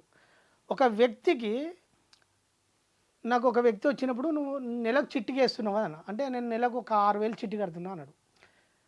నా మాట నమ్మి నెలకు 6,000 దానిలో కాదు ప్రకృతిలో నేచర్లో పెట్టుబడి పెట్టు, నెలకు 6,000 కడితే ఒక 2 సంవత్సరాలకు 1,00,000 2 లక్షలు డబ్బులు వస్తాయి, 1,00,000 రూపాయలు వస్తాయి. అది ఎన్ని సంవత్సరాలకు? 20 నెలలకి. సో ఈ 20 నెలలు నేను చెప్పినట్టు నువ్వు ఖర్చు పెట్టగలుగుతావా, నీకెంత వస్తుందో చూడన్న. సో ఆయన చేసుకుంటూ పోతే ఒక 1 ఇయర్లోనే ఆయనకి ఎక్స్పీరియన్స్ ఒక 10 లక్షలకు సంబంధించిన అంటే అంత లాభానికి వచ్చే పరిస్థితులు క్రియేట్ అయినాయి ఆయనకు. ఎలా, ఏ రకంగా అంటే ఆయనకు ఆ పరిస్థితులు క్రియేట్ అయినాయి. అంటే ఆయనకు ఒక చిన్న అవకాశం వచ్చింది, అవకాశం కల్పించే వ్యక్తులు వచ్చిన వల్ల ఆయన గతంలో ఎంతో ఇబ్బందులు పడ్డాడు, హఠాత్తుగా మంచి మేల్కొల్పు జరిగింది. అయితే ఇప్పుడు ఇక్కడ నేను ఇంకొకటి అడగాలనుకుంటున్నా, ఒకవేళ ఆయన తలరాతలోనే ఇది ఈ టైంకి ఇలా జరగాలనుందేమో, ఈ సంవత్సరం పాటు ఇది చేయటం వల్లే అని మనం ఎలా నిర్ధారణ చేసుకోవచ్చు? మనం అనుకోవచ్చు, అలా ఆ గ్రూప్ లో ఉండొచ్చు, కానీ నేచర్ మనకు ఆ గ్రూప్ లో లింక్ అయి ఉండొచ్చు. అనుకున్నా ఈ క్షణం మన చేతులు ఉంది కదా. ఇప్పుడు మన డిజైన్, ఇప్పుడు వేరే వ్యక్తి ఉన్నాడు అనుకో మేడం, అదే బ్యాడ్ జోన్లో ఉన్నాడు. సరే ఇప్పుడు సంతోష్ గారు చెప్పింది, సంతోష్ బుద్ధ చెప్పింది బాగుంది అని స్ట్రాంగ్ నిర్ణయం తీసుకున్నాడు అనుకో, స్ట్రాంగ్ నిర్ణయం తీసుకొని మార్చుకున్నాడు అనుకో, ఆయన ఫ్రీ విల్ను పట్టుకున్నట్ట లేదా? సో ఇది అనమాట. సో ఎప్పుడైతే మనం స్ట్రాంగ్గా నిలబడతామో, ఆ పరిస్థితులను తట్టుకొని నిలబడతామో, ఇప్పుడు మన ప్రారంభం ఎట్లా తీసుకెళ్తుంది, పరిస్థితులే కదా, ఆ పరిస్థితులు క్రియేట్ అవుతున్నాయి కదా. నువ్వు ఆ పరిస్థితులతో ఇరకకుండా నువ్వు స్ట్రాంగ్గా నిలబడ్డప్పుడు ఆ ఫలం నేను అంటకుండా దూరం అవుతుందా లేదా? సో నువ్వు కొత్త జోన్లోకి ఎంటర్ అవుతున్నావు, ఇక్కడ కొత్త గ్రూప్లోకి ఎంటర్ అవుతున్నావు. నువ్వు నీ కొత్త గ్రూప్లోకి ఎంటర్ అయినప్పుడు ఈ కర్మను బేస్ చేసుకొని నువ్వు ఏ ఫలాన్ని కోరుకుంటున్నావో, నీ ఇంటెన్షన్ ఏంది, నీ భావనను బట్టి నేచర్ ఏం చేస్తుందంటే నీకు ఏది కావాలో అది సమకూరుస్తుంది. అది ఆ సంబంధించిన వ్యక్తులు నీ జీవితంలోకి ప్రవేశిస్తారు. ఓకే. అంటే ఫైనల్గా ఇప్పుడు మీరు చెప్పిన దాన్ని అంతటిని బట్టి నాకు అర్థమైంది ఏంటంటే ఖచ్చితంగా మనం గత జన్మలో చేసుకున్న కర్మని మనం నడిపిస్తుంది, అది అనుభవిస్తూనే దాన్ని తొలగించుకుంటున్నాము ఒక రకంగా. అనుభవంలోకి వస్తుంది, మనల్ని కర్మ నెట్టుకుపోతుంది మేడం. మనము అనుభవించడం కాదు, ఆ కర్మ ఫలము మన జీవితాన్ని నెట్టుకెళ్తుంది. వాస్తవం. నెట్టుకెళ్తున్న క్రమంలో నువ్వు బ్యాడుగున్నావా గుడ్డుగున్నావా? గుడ్డుగుంటే ఓకే, నీకు అన్ని భోగాలు అవన్నీ ఉంటే ఓకే, కానీ దుఃఖం ఉంటే అదే కదా, మనిషికి కొంచెం ఇబ్బంది అవుతుంది కదా. సో ఈ జోన్లోకి వెళ్ళి వీడు గుడ్ జోన్లోకి రావాలి. గుడ్ జోన్లోకి రావాలంటే ఏం చేయాలి? సత్కర్మలు చేయాలి. ఓకే, అంటే మనం ఆ ప్రవాహంలో కొట్టుకుపోవడానికే వచ్చాము, ఎలాగూ తోసేస్తుంది. కాకపోతే నువ్వు ఆ ప్రవాహంలో కొట్టుకోకుండా ఉండాలి అని అంటే ఇలాంటి మంచి పనులు కనుక లైఫ్ లో నువ్వు యాడ్ చేసుకుంటే, అంటే ఇప్పుడు రైతు ఏ పంట వండడానికి ఎటువంటి విత్తనాలు నాటుతాడో మనకి ఏది కావన్నో అది సొసైటీకి ఇవ్వడం రావాలి మనకు. ఆ ఇవ్వడం వచ్చినప్పుడు తీసుకునే నేచర్ ఏం చేస్తుంది, నీ లోపల ఎప్పుడైతే చెయ్యాలని ఉద్దేశం స్టార్ట్ అయిందో సంబంధించిన వ్యక్తిని నీ ముందుకు తీసుకొస్తుంది. అప్పుడు మనం ఏం చేయాలంటే, ఒక వ్యక్తి నా జీవితంలోకి వచ్చిండు అంటే నేను గుర్తించాలి, గుర్తించి తనకు కావాల్సింది నేను సమకూర్చడం స్టార్ట్ చేయాలి. నువ్వు ఎప్పుడైతే సమకూర్చినవో నీ పని మళ్ళీ నేచర్ చూసుకుంటుంది. అంటే ప్రకృతి, మనం అనుకుంటాం కదా, అంటే కొన్ని సందర్భాల్లో పెద్దవాళ్ళు చెప్తారు, మనం చేస్తున్నది 4 గోడల మధ్య చేసినా ఎవరు చూడట్లేరు అని చెప్పి అది తప్పైనా ఒప్పైనా ఏదైనా చేసేస్తాం కానీ అంతా మనకు ఇప్పుడు ఇది ఎంత దృశ్యం మీ మైండ్ లో రికార్డ్ అయిందా లేదా? ఒక వ్యక్తి ఇప్పుడు ఫర్ ఎగ్జాంపుల్ ఒక పామును చంపిండు, మైండ్ లో దృశ్యం రికార్డ్ అయిందా లేదా? అవుతుంది, ఇది కనెక్ట్ అవుతుంది. ఒకవేళ ఇప్పుడు అంటే మీరు ఇప్పుడు ఇదన్న తర్వాత నాకు ఒకటి అనిపించింది, మనం స్వతహాగా మన చేతులారా మనం ఏదైనా చేసి ఎదుటి వారిని ఇబ్బంది పెట్టి అది మాట రూపంలోనో చేతల రూపంలోనో అది మనకు కర్మగా వస్తుందా, లేదు పక్కన వాళ్ళు ఎవరినైనా ఇబ్బంది పెడుతుంటే మనం అక్కడ ఉండి దాన్ని ఆపలేకపోతే కూడా అది కర్మగా మనకు వస్తుందా అంటే ఎలా తీసుకోవచ్చు? అంటే మన ఇంటెన్షన్ ముఖ్యం. అక్కడ నీకు శక్తి ఉండి నువ్వు ఎదుటి ఒక వ్యక్తి గాయపడుతున్నప్పుడు, ఒక ఇబ్బంది పడుతున్నప్పుడు నీకు శక్తి ఉండి నువ్వు స్పందించకపోతే కర్మ చుట్టుకుంటుంది. నీకు శక్తి లేక నువ్వు బలహీనం అయితే నీకు కర్మ చుట్టుకోదు. ఇప్పుడు ఈ కర్మ యొక్క తీవ్రత ఎలా ఉంటుందని చెప్పొచ్చు? అంటే నేను స్వంతంగా చేస్తే ఎలా ఉంటుంది, పక్కన వాడు చేస్తుంటే ఇప్పుడు మీరు అన్న ఈ పరిస్థితుల రీత్యా వచ్చే కర్మ ఎలా ఉంటుంది, ఏదైనా సమానమే అంటారా? లేదు, కర్మ ఈ స్థాయిని బట్టి ఉంటుంది. ఏ స్థాయి ఏ గ్రూప్లో ఎంతవరకు ఉన్నది అన్నది ఉంటుంది. ఎలా ఈ స్థాయి అంటే ఎలా అండి? అంటే ఎట్లా అనుకుంటుంది అంటే, దీనికి ఒక చిన్న స్టోరీ చెప్తాను మేడం. ఒక వ్యక్తి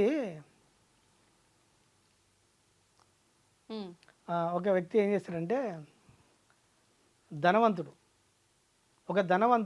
నడుచుకుంటూ వెళ్ళినప్పుడు ఆ బాటసారి వెళ్ళినప్పుడు ఆయనకి ఏమీ కనపడదు, ఆకలి అవుతుంటుంది. ఒక చెట్టు కింద కూర్చుంటే అలసిపోయి కూర్చుంటాడు. కూర్చునే క్రమంలో అక్కడ పని చేసుకునే 2 వ్యక్తులు వస్తారు. ఆ 2 వ్యక్తులు అక్కడికి వచ్చినప్పుడు ఏమవుతుందంటే, ఆ వ్యక్తుల దగ్గర భోజనం ఉంటుంది, ఈ పర్సన్ దగ్గర ధనం ఉంటుంది కానీ భోజనం ఉండదు. వ్యక్తులు ఇతనికి వాళ్ళు తెచ్చుకునే భోజనంలో ఒక వ్యక్తి దగ్గర 5 రొట్టెలు ఉంటాయి, ఇంకో వ్యక్తి దగ్గర 3 రొట్టెలు ఉంటాయి. ఈ 5 రొట్టెలు 3 రొట్టెలు 2 వ్యక్తులు ఉంటాయి కదా, వీళ్ళు సమానంగా తినాలి, ముగ్గురు కలిసి. ఎట్లా షేర్ చేసుకుంటారు? 8 రొట్టెలు ఉన్నాయి, ముగ్గురు సమానంగా షేర్ చేయాలి. ఎట్లా షేర్ చేసుకోవాలి చెప్పండి? ఏముంది, సపరేట్ చేసుకోవాలి. ఈక్వాలిటీ కావు కదా, 2 చేసుకొని మిగతా వాటిల్లో భాగాలు చేసుకోవాలి. మన లాజిక్ మైండ్ ఇట్లుంటుంది. సో మన లాజిక్ మైండ్ వేరు, వెనకాల సిస్టమ్ వేరు. ఓకే. సో ఈ ధనవంతుడు ఏం చేస్తాడంటే, ఒక్కొక్క రొట్టెను అంటే ఒక్కొక్క దాన్ని 3 పీసులు చేస్తాడు. 8 into 3 చేస్తాడు. ఓకే. ఎన్ని అయినాయి? 24 అయినాయి. ఓకే. ఇప్పుడు 24 అయినప్పుడు అందరు సమానంగా మనిషి 8 పీసులు అవుతాయి. తిన్నారా లేదా? తినే క్రమంలో ఈయన కృతజ్ఞతగా వీళ్ళిద్దరికి 8 బంగారు నగలు ఇచ్చిపోయాడు. ఇప్పుడు వీళ్ళిద్దరు పంచుకోవాలి. ఆయన వెళ్ళిపోయాడు, ఇచ్చిండు, కృతజ్ఞతగా ఇచ్చి వెళ్ళిపోయాడు. 8 ఇస్తే చెరసగం కదా, ఇంకేముంది అక్కడ. ఇప్పుడు మీ దగ్గర 5 రొట్టెలు ఉన్నాయి, నా దగ్గర 3 ఉన్నాయి. మీరేమన్నా ఒక రొట్టె ఎక్కువ ఉంది కదా, మీ లోపల ఏమైతుంది, ధనం 2 అన్నదమ్ములను విడదీస్తుంది, ఆశ పుడుతుంది. నాది ఎక్కువ ఉంది కాబట్టి నేను ఎక్కువ తీసుకుంటాను, అంతే. పుడుతుందా లేదా? అవునవును. సో మీ లోపల ఎప్పుడైతే ధనం కనబడంగానే ఆశ పుట్టిందో గొడవ స్టార్ట్ అయింది. నాకు 5 కావాలని మీరు అంటారు, అట్లెట్లుంటుంది, శరీరం తీసుకోవాలని నేనంట. అర్థమైందా? అర్థమైంది. అంటే వీళ్ళిద్దరు గొడవ స్టార్ట్ అయింది. ఈ గొడవ క్రమేపీ గ్రామంలోకి వెళ్ళిపోయింది, పెద్దల కాడికి పోయింది. పెద్దల కాడికి పోయినప్పుడు ఆ గ్రామంలో ఉన్న గ్రామ పెద్ద రాజు అనుకోండి, ఈ పంచాయత్ చూసి సగం తీసుకోమంటే ఇతని కోపం, 5 తీసుకోమంటే ఇతని కోపం. ఈ పంచాయతీ ఎవరు చెప్పినా తీర్మానం చేయాలి. ఆ గ్రామంలో ఉన్న రాజు ఏం చేస్తారంటే, అరే పలానా వ్యక్తి ఆయన నీతిగా చెప్తారా, ధర్మాత్ముడు, ఆయన రమ్మని పో అని చెప్పి తోలుకొస్తాడు. తోలుకొచ్చి ఈ పంచాయతీ అన్ని విన్న తర్వాత ఇది కొంచెం గందరగోళంగా ఉన్నది, నేను రేపు చెప్తా అని అంటాడు. రేపు చెప్తా అని ఇంటికి వెళ్ళి పడుకుంటాడు. పడుకోగానే ఆయనకు డ్రీమ్లో వస్తుంది, ఎందుకు ఇన్ని తీర్మానాలు చేసినావు, ఏ చిన్నది మిస్టేక్ చేయలే. అప్పుడు ఏం చెప్పి డ్రీమ్లో ఈ 5 రొట్టెల వ్యక్తికి 7 బంగారు నగలు ఇయ్యి, 3 రొట్టెలైనకు ఒకటే బంగారు నగ ఇయ్యి అని డ్రీమ్లో చెప్పిపోతాడు గాడ్. ఎందుకని అట్లా చెప్తాడు. ఇక్కడ ఇక్కడ వస్తాడు. ఇక్కడికి వచ్చి తీర్మానం చెప్పే క్రమంలో ఇక్కడికి వస్తాడు. చెప్పే క్రమంలో ఈయన ఇక్కడికి వచ్చినాక మామూలుగా సరిసగం తీసుకుంటే గొడవ, 3 ఇవ్వమంటే గొడవ అయింది. ఇప్పుడు వీనికి 7 ఇచ్చి వీనికి ఒకటే ఇస్తే గొడవ కదా, ఇంకెందుకు కాదు, ఇంకా పెద్ద గొడవ, ఇంకా పెద్దగా అవుతుంది. అప్పుడు ఈయన పిలుస్తాడు, నువ్వు ఎన్ని రెట్టెలు తెచ్చినావు అంటాడు. 5 తెచ్చినా అంటాడు. ఒక్కొక్క దాన్ని కడిగేస్తే ఎన్నైనా అంటాడు. ఒక్కొక్క దాన్ని కడిగేస్తే 5 ఇంటి ఎన్నైనా మేడం 15. ఆయన ఎన్ని తిన్నాడు మేడం? ఈయన 8 తిన్నాడు. 7 ఎవరికి ఇచ్చారు? 7 అతనికి ఇచ్చారు, ఆ ధనవంతునికి ఇచ్చారు. ఇంకో వ్యక్తిని పిలుస్తాడు, నువ్వు ఎన్ని తెచ్చినావు? 3 రొట్టెలు తెచ్చినావు. నువ్వు ఎన్ని కడిగేస్తే 9 అయినాయి. నువ్వు ఎన్ని తిన్నావు? 3 తిన్నావు. 8 తిన్నాడు. ఎన్ని మిగిలినవి? ఒకటే. సో నువ్వు ఇచ్చిన దానికి ఫలితం నీకు దక్కుతుంది, తన ఇచ్చిన దానికి ఫలితం తనకు దక్కుతుంది. క్లారిటీగా ఉందా లేదా? సో మన లెక్కలు వేరు, గాడు లెక్కలు వేరు. కర్మ ఇంటెన్షన్లో నువ్వు ఎటువంటి ఉద్దేశంతో చేస్తున్నావు, ఎంత రోల్లో ఉన్నావు. ఇప్పుడు మనం ఒక జీవ హింస చేస్తాం. ఇప్పుడు ఫర్ ఎగ్జాంపుల్ మేకనికి వస్తాం, ఒక సోకు వస్తాం. అందరు ఏమనుకుంటారంటే కోసేవానికి కర్మఫలం అనుకుంటుంది, తినేవానికి అంటుకుంటుంది ఫలం. ఎట్లా? కారణం వీడైతే రీజన్ ఎవడు, కారణానికి ఫలితం అంటుకుంటుంది. మరి వాడు కొయ్యందే మనం తినం కదా. లేదు, వాడు ఎందుకోసం కోసాడు? మనం తినడం కోసమే. అంటే వాడు బిజినెస్ కోసం వాడు లేదు మీకు అట్లా అనిపిస్తుంది. అట్లా ధర్మం సిస్టమ్ వేరుంటది. ఇప్పుడు వీళ్ళిద్దరు 5 రొట్టెలు నాకు ఆశించిండా? లేదు. సో జరిగిందా లేదా? ఆశించకున్నా. కానీ వాడు కూడా కావాలని ఎవరో వస్తారు, వాళ్ళకి పెడతాము, ముగ్గురం ఉంటాము అంటే మన మైండ్ లో ఏమున్నది, బిజినెస్ అవుతుందనే కదా. వేరే వ్యక్తులు ఉంటేనే కదా వాడు కోసేది. నాకు బిజినెసే కాదు అనుకుంటే వాడు ఎందుకు హింస చేస్తాడు? ఓకే, అంతే కదా. అంటే లెక్కలన్నీ చాలా పర్ఫెక్ట్గా ఉంటాయి, ఏ చిన్న మిస్టేక్ రాదు అనుకుంటాం. నోటిలో చిన్న మాట కూడా వృధా కాదు. అంటే మనం ఏది ఇస్తే అది తిరిగి వస్తుంది అనడానికి మేడం ఒక చిన్న రహస్యం చెప్తా. మన అవుట్పుట్ నిరంతరం పొద్దున లేచి నైట్ పడుకునేదాకా మన అవుట్పుట్ ఎటువంటి మాటలు వెళ్తున్నాయి, ఎటువంటి థాట్స్ బలంగా వెళ్తున్నాయి, ఎటువంటి చర్యలు బలంగా జరుగుతున్నాయి, అన్నింటికీ ఫలితం సృష్టించబడుతుంది. అదే నీ రిలేషన్ మొత్తం. అవుట్పుట్ ఏం జరుగుతుందో నీ అవుట్పుటే నీ జీవితం. ఇదే ఫైనల్. ఇది ఒక్కటి బాగా అర్థం చేసుకుంటే జీవితం చాలా ఆనందంగా, ఆ ఎరుకను పెంచుకొని కర్మలు చేస్తే హ్యాపీగా ఉంటాడు మనిషి. కానీ మీరు అన్నంత ఈజీ ఏం కాదు. అందుకే ఎరుక పెంచుకోవాలి మేడం, సంకల్పం వాడుకోవాలి. ఇక్కడ నీకు సంకల్పం ఉంది కదా, ఫ్రీ విల్ ఉంది కదా, ఫ్రీ విల్ను పట్టుకొని స్ట్రాంగ్గా నిర్ణయం తీసుకొని నేను సత్కర్మ చేసుకుంటూ పోయినప్పుడు నాకు రావాల్సింది నేచర్ ఇస్తుందని అనుకున్నప్పుడు నేచర్ మోసం చేయదు కదా. ఒకవేళ ఒక వ్యక్తి మేడం మీకు ఒక చిన్న రహస్యం చెప్తా. ఈ మధ్యలో నాకు టీచర్ వచ్చిండు, గవర్నమెంట్ టీచర్ వచ్చిండు. ఆయనకు 1,50,000 జీతం. నా దగ్గరికి వచ్చిండు. జీతం 1,50,000, ఆ కుటుంబం ఎంత బాగుంటుంది, అంత హ్యాపీగా అన్నీ ఉంటుందా లేదా? సో పిల్లలు చదువుతున్నారు, మంచి చదివే దశకు వచ్చేసరికి ఇల్లు కట్టుకున్నాడు, అంత కంఫర్ట్గా ఉన్నాడు. మంచి టీచర్లు ఎక్కడ సిస్టమేటిక్గా ఉంటారా లేదా, ₹1 కూడా మిస్యూజ్ చేయరు. సో ఈయనకి ఏం పుట్టిందంటే ఒక బుద్ధి పుట్టింది. బ్యాడ్ జోన్ ఎంటర్, అంటే కర్మ పూర్తి అయిపోయింది, పుణ్యం పూర్తి అయిపోయింది, బ్యాడ్ ఎంటర్ అయింది. బ్యాడ్ ఎంటర్ అయినప్పుడు ఏమైంది అంటే ఈ డబ్బులు సరిపోతలేవు, పిల్లలు చదువులకు పెరిగిర్రు, ఇంకా డబ్బులు కావాలని ఏం చేసిండంటే ఒక చిట్టి వేయడం స్టార్ట్ చేసిండు. చిట్టి వేయడం స్టార్ట్ చేసినప్పుడు ఏమైందంటే ఒక గ్రూప్ ఆఫ్ పీపుల్ అయితే ఒక 20 మంది చిట్టి ఎత్తారు, అంటే ఈయనకు ఒక చిట్టి మిగులుతుంది, కొంత డబ్బు మిగులుతుంది. బిజినెస్ స్టార్ట్ చేసిండు, అందులో కొంత వస్తుంది అని చేసి స్టార్ట్ చేసిండు కదా, బుద్ధి అటువైపు లాక్కెళ్ళింది, స్టార్ట్ చేసిండు. ఇట్లా 1 పోయింది, 2 పోయినాయి, 3 పోయినాయి, 4 పోయినాయి, ఒక 6-7 చిట్టీలు స్టార్ట్ చేసింది. ఈ క్రమంలో కొంతమంది డబ్బులు అందని వాళ్ళు ఉంటారు కదా, వాళ్ళు కట్టడం మానేసారు, కొంతమంది కట్టలే. ఈయన ఏం చేసిండు, ప్రపంచంలో దృశ్యం చూస్తే ఉద్యోగి, అవును. మంచి పేరున్నది. ఇప్పుడు మీరు ఎత్తుకున్నారు, వాళ్ళకి డబ్బులు ఇవ్వాలి, ఎట్లా ఇవ్వాలి, నాకు వాడు ఇస్తలేదంటే నమ్మడు కదా, అవును. అరే నమ్మడు. సో ఈ క్రమంలో ఏం చేసిండే తన సొంత డబ్బులు ఇవ్వడం స్టార్ట్ చేసిండు ఈ ఎత్తుకున్న వాళ్ళకు. వీళ్ళు ఎప్పుడో ఇస్తారు అని. ఈ కాలక్రమంలో ఒక 5 సంవత్సరాలు గడిచిపోయింది. ఈ 5 సంవత్సరాల కాలం ఏమైందంటే 2 కోట్ల పోయింది. ఇప్పుడు ఈయన జోన్ ఎట్లా అయింది, ఎంత గందరగోళంగా ఉంది. అదే బ్యాడ్ టైంలో స్టార్ట్ చేశాడు ఆయన, స్టార్ట్ చేసిన. సో అదే ప్రాథమిక దశలో ఈయనకి ఈ జ్ఞానం వస్తే, వచ్చిన దానిలో కొంచెం సేవ ఉపయోగించినప్పుడు ఈయన పుణ్యం పెరిగినప్పుడు ఆ డైరెక్షన్లో వెళ్ళకపోవు కదా, ఈయన గుడ్ జోన్లో ఉండేటోడు కదా. అది ఓకే. అంటే ఇక్కడ మళ్ళీ అంటే జ్యోతిష్యాన్ని తీసుకురావాల్సి వస్తుంది. అంటే కొన్ని సందర్భాల్లో మనకి ఏదైనా బిజినెస్ స్టార్ట్ చేయబోతున్నాం, ఏదైనా పని ప్రారంభించబోతున్నాం అన్నప్పుడు నీకు ఇప్పుడు బ్యాడ్ టైం నడుస్తుంది, వద్దు నువ్వు ప్రారంభిస్తే అంత లాస్ అని అంటారు. అంటే ఇలాంటి నమ్మొచ్చేమో కదా ఇక్కడ. అంటే జ్యోతిష్య శాస్త్రం అంటే ఏంది, నీ ప్రణాళిక, జన్మ ప్రణాళికను చెప్పడం. కానీ మూలం ఏంటంటే నీకు యాజ్డీస్గా చెప్పే జ్యోతిష్యులు లేడు ఇప్పుడు. కాకపోతే నీ టయాన్ని చెప్పొచ్చు, నీకు టైం గుడ్ నడుస్తుందా బ్యాడ్ నడుస్తుందా. బ్యాడ్లో ఉన్నప్పుడు నువ్వు స్పందించకు, దేనికి స్పందించకు. ఎప్పుడైతే స్పందించినవో అలా ఇరుక్కపోతాడు, ఆ పరిస్థితుల్లో ఇరుక్కపోతాడు, బయట పడలేడు, పడనీయది. ఇప్పుడు మీకు ఒక 10 లక్షలు అప్పు చేసారు మేడం, ఇప్పుడు అవి కట్టడానికి ఏమి చేస్తారు, మీకు వేరే ఆప్షన్ లేదు, ఇంకో దగ్గర తీసుకోవాలి. ఇట్లా చైన్ తిరుగుతూ ఉంటుంది.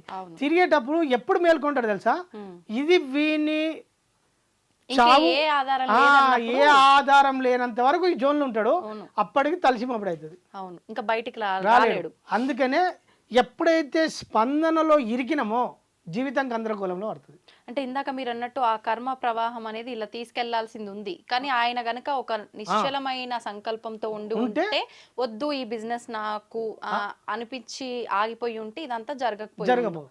అంటే మన చేతుల్లో ఉంది మన లైఫ్, సేఫ్ జోన్లో ఉంటుంది ఆ టైంలో. అది ఇప్పుడు నేను దానికి కొంతమందికి చెప్పడానికే నా ప్రయత్నం. అలా మీరు చెప్పి వాళ్ళ లైఫ్లో చేంజ్ అయిన వాళ్ళు ఉన్నారా? ఉన్నారు.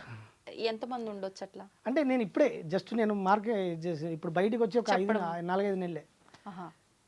అంటే అంతకుముందు కనబడకుండా నా దగ్గరకు వచ్చిన వాళ్ళకి చెప్పిన, ఇప్పుడు నేను మీడియా ముందకంగా చాలా మందికి అవగాహన కల్పిస్తున్నా. కొంతమంది బ్యాడ్గా ఇక్కడ లాస్ అయిన వాళ్ళు వచ్చారు నా దగ్గరికి, ఇలా బిజినెస్ విషయంలో ఇట్లా చాలా మంది.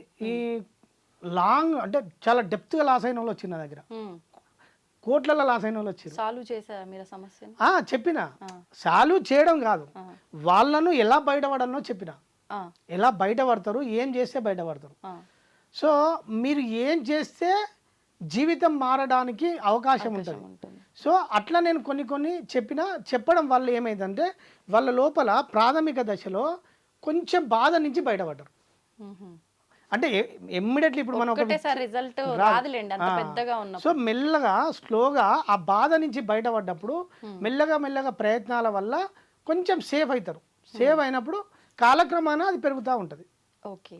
ఇప్పుడు మీరు చెప్పినట్టుగా తీసుకుంటే ఎక్కువగా భగవంతుని నమ్మే వాళ్ళు కూడా కొన్ని విరుద్ధమైన మాటలు మాట్లాడొచ్చు. అంటే ఇప్పుడు మీరు చెప్పినట్టుగా మనం పొద్దున్న నుంచి నైట్ వరకు మనం చేస్తున్న ప్రతి పని పైన ఒక అవగాహన, ఏం చేయాలన్న ఆలోచన కరెక్టా కాదనే ఒక క్లారిటీ ఇంపార్టెంట్. అవి 3 కరెక్ట్ గా ఉంటే మనం అలా కొట్టుకొని పోవాలా, లేదు ఇలా ఒడ్డున ఉండాలా అనేది మన చేతుల్లో ఉంది. మరి భగవంతుడి పని ఏంటండి ఇక్కడ? మనమే అన్ని క్రియేట్ చేసుకుంటే అసలు మన జీవితానికి భగవంతునికి సంబంధం లేదు. ఎందుకు లేదు? ఎందుకుంటది? ఆల్రెడీ ఆయన క్రియేట్ చేసి పెట్టిండు కంపెనీ ఎవరు రన్ చేస్తారు? ఇక్కడ సిస్టమ్ రన్ చేస్తుంది, సృష్టి జరుగుతుంది. ఆయన CEO సాక్షిభూతంగా అక్కడ ఉన్నాడు అంతే. యజమాని గ్రౌండ్లోకి దిగుతాడా? రాడు. అంతే. ఆయన తయారు చేసి పెట్టిండు, ఆయనే సాక్షిభూతంగా సృష్టి జరుగుతున్న ఈ ఆటను గమనిస్తూ అట్లున్నాడు. గర్భగుల్లే భగవంతుడు చలించకుండా ఎట్లున్నాడో ఈ జగత్తులో మన లోపలనే ఉండి ఈ ఆటను గమనిస్తూ సాక్షి రూపంలో చూస్తూ ఉన్నాడు ఆయన. ఇది ఆట అనొచ్చా, మాయ అనొచ్చా? నేను ఆట అనుకుంటా, మీరు మాయ అనుకుంటారు. అంటే ఇంకా మీరు అన్న తెలిసిన వానికి ఆట, తెలియని వానికి మాయ. అందుకే తెలిసితే మోక్షము, తెలియకున్న బంధం అంటారు అన్నమయ్య. దానికి వివరణ ఏ రకంగా? తెలియకున్న బంధం అంటే ఇప్పుడు ఒక వ్యక్తి ఇరుక్కపోతాడు కదా, అంటే పట్టుకున్నది అక్కడ, ఆ పట్టుకున్నప్పుడు వీడు బాధపడుతుండే, పెయిన్ ఫీల్ అవుతుండాలి. అంటే నువ్వు జ్ఞానాన్ని తెలుసుకున్న రోజు దాని నుంచి విముక్తుడివై ఇప్పుడు మోక్షాన్ని పొందుతావు. ఒక వ్యక్తి నన్ను వచ్చి ఒక 5 లక్షలు మోసం చేసిండు. మోసం చేసినప్పుడు నాకు సత్యం తెలుసు, నేను ఏదో గత కర్మ ఫలం వల్ల ఈ వ్యక్తి ఎంటర్ అయ్యిండు, వీడు మోసపోయినా పోయేది పోయింది, నా కర్మ ఫలం అని నేను అనుకుంటా. నేను తీసేసిన, దాంతో డిటాచ్ అయిపోయినా, ఫ్రీ అయినా. కానీ మామూలు వ్యక్తి ఏమనుకుంటాడు, వీడు వచ్చి నన్ను మోసం చేసిండు, వీడి వల్ల నా జీవితం నాశనం అయిందని చెప్పి నేను ఇంకా ఫీల్ అవుతున్నానా లేదా, ఆ దుఃఖం ఉందా లేదా, ఆ బంధంలో అంటే సమస్యను పట్టుకొని ఉన్నదా లేదా మన మైండ్. సో అది బంధం. ఓకే, అంటే అవన్నీ మనకి ఏవి తగలకుండా ఉండాలి అని అంటే స్ట్రాంగ్ గా ఉండాలంటే ఫస్ట్ మనని మనం తెలుసుకోవాలి. అది మళ్ళీ డిఫరెంట్ టాపిక్, అది మెడిటేషన్, ధ్యానము, ధ్యానంల పద్ధతులు, అది డిఫరెంట్ టాపిక్. ఓకే, ఇప్పుడు అంటే సపరేట్ అన్నారు ధ్యానము ఇవన్నీ. ఈ కర్మ ఇదంతా మనం ఏదైతే ఇందాక 3 సూత్రాలు అనుకున్నామో మన లైఫ్ ని నిర్ణయించబడేవి, అవన్నీ ఒక ప్రాసెస్, ఒక ఏకత్రాటిపైకి వచ్చి మనం కరెక్ట్ గా మన ఆలోచన ప్రకారం వెళ్ళాలంటే ధ్యానం ఉపయోగపడుతుంది అంటారా? ధ్యానం ఎందుకు, ధ్యానం వల్లనే నీకు జ్ఞానం వస్తుంది, ధ్యానం లేకుండా జ్ఞానం రాదు కదా. అయితే ఇప్పుడు మీరు చెప్పిన దాన్ని బట్టి ధ్యానం వల్ల జ్ఞానం వస్తుంది. జ్ఞానం వచ్చింది అని అంటే ఈ బంధాలలో చిక్కుకోకుండా మనం మోక్షాన్ని పొందుతాము. మీరు అన్నదానికి అర్థం అదేనా? అంటే ఇప్పుడు ఈ బంధాల్లో చిక్కుకోకపోవడము ఇవన్నీ ఉండాలంటే మనం ఒక ఆలోచన అనేది స్థిరంగా ఉండాలంటే ధ్యానం కంపల్సరీ. కానీ కొంతమంది చెప్తూ ఉంటారు, అంటే కొన్ని మార్గాలు ఉంటాయి, అది ధ్యానాన్ని ఎంచుకుంటావా, నామస్మరణ ఎంచుకుంటావా, లేదంటే భక్తి మార్గం ఎంచుకుంటావా, భగవంతుడి గురించి వినటమా, ఏం చేసినా కూడా అది మనం ఒక జ్ఞానాన్ని తెలుసుకోవటము, వినటము, అది ఏ రూపంలో అయినా కూడా ఓకే అంటారు కదా. అవును, ఓకే. మీరేమంటారు దాని గురించి? అంటే అన్ని పద్ధతులు, ఇప్పుడు మోక్షం అనేది డెస్టినీ ఫైనల్, అంటే మన ఎండ్ పాయింట్ అనుకుందాం. సో ఈ పరిణామ క్రమంలో విభిన్న దారులు అవి. భక్తి మార్గం అనేది పూర్తి సరెండర్నెస్, అంటే సమర్పణ భావంలో వెళ్ళిపోవాల్సింది. కానీ జ్ఞానం రాదు, ధ్యానం వల్ల జ్ఞానం వస్తుంది. జ్ఞానం వల్ల నీకు ప్రతి విషయం పట్ల స్పష్టత ఏర్పడి నీకు మూల చైతన్యం ఎలా పనిచేస్తుంది అనేది నీకు అర్థమవుతుంది. జ్ఞానం. కానీ భక్తి మార్గంలో పూర్తిగా దైవమే ఉంటాడు, తాను అనేది కోల్పోతాడు. అంటే అంతా ఆయన నడిపిస్తున్నాడు అనే ఆలోచన, అంటే నేను అనే అస్తిత్వం వదిలేసుకుంటాడు అక్కడ భక్తి మార్గంలో. అది వదిలేసుకోవాలి, వదిలేసుకోలేదనుకో మళ్ళీ అక్కడ అయిపోతాడు. ఓకే, అంటే మీ అన్వేషణ ఇది దాని గురించి మనం నెక్స్ట్ లెవెల్లో ఒక చిన్న టాపిక్ చెప్తాం మేడం. జ్ఞానం వల్ల ఏమైందంటే మనలో పరిపక్వత దశకు వచ్చేసి స్టెప్ బై స్టెప్ ప్రతి విషయం పట్ల స్పష్టత ఏర్పడుతుంది. సో దానికి ధ్యానం గురించి ఒక సపరేట్ ఎపిసోడ్ పెడదాం. అంటే మనని మనం తెలుసుకోవాలి అని అంటే ధ్యానం మనకు ఉపయోగపడుతుంది. ధ్యానం ఉపయోగపడుతుంది. ఓకే, ధ్యానం వేరు, ధ్యాన స్థితి వేరు. ధ్యానం అనేది పద్ధతి చేయడం, ధ్యాన స్థితి రావడం అది మన చేతుల్లో ఉండదు. ధ్యాన స్థితి అంటే ధ్యానం అనేది ఒక ప్రాసెస్, ధ్యాన స్థితి అనేది దాని ఫలితం. అది ఇప్పుడు మనం నిద్ర రావాలంటే పడుకుంటాం, పడుకున్న తర్వాత నిద్ర సహజంగా వస్తుంది, అది మన చేతులు ఉండదు. సో ధ్యాన స్థితి అనేది నువ్వు మనసు లేకుండా అయినప్పుడు ఆ స్థితి ఎస్టాబ్లిష్ అవుతుంది. ఆ స్థితి వచ్చినప్పుడు మనం ఎట్లా ప్రిపేర్ అయి ఉంటాం, అది ఎట్లా జరుగుతూ ఉంటుంది, అది ఒక నెక్స్ట్ ఎపిసోడ్. తప్పకుండా అండి. సంతోషం అండి, నిజంగా చాలా మంచి విషయాలు అయితే మాట్లాడుకున్నాము. నిజంగా మంచి జ్ఞానం ఉంది. అంటే అనుకుంటారు కదా మనిషిని చూసి అంచనా వేయకూడదు అని చెప్పి, అది మీరు నిజంగా ప్రూవ్ చేశారు. ఇంత జ్ఞానం ఉందా అనే ఒక క్వశ్చన్ మార్క్ ఖచ్చితంగా మీరు క్రియేట్ చేస్తారు మిమ్మల్ని చూసిన వెంటనే. కానీ మీతో మాట్లాడితేనే తెలిసింది నిజంగా ఇంత జ్ఞానం ఉంది, అది మీతోటే స్టాప్ అవ్వకుండా నలుగురికి ఉపయోగపడేలా మీరు అందిస్తున్నారు. చాలా సంతోషం అండి. మీరు అన్నట్టుగా మరొక మంచి ఎపిసోడ్లో మరిన్ని విషయాలు మాట్లాడుకున్నాం. Thank you madam. మీకు అవకాశం ఇచ్చిన మీకు, మీ సిబ్బందికి ధన్యవాదాలు. తవ్వండి, తవ్వుతున్న శివలింగం సరే దాన్ని అట్లా కప్పేసేయండి, చూపించదండి. కృష్ణ ఇస్ దేర్, మూర్తి పూజ కాదు, సాక్షాత్ బ్రజేంద్ర నందన భగవాన్ ఉన్నారు మూర్తిలో. ఏమీ ఆశించకుండా ఆరాధించే వాళ్ళు కూడా ఉన్నారా ప్రభుజీ? నిజమైన భక్తి అంటే మనకు తెలియదు కాబట్టి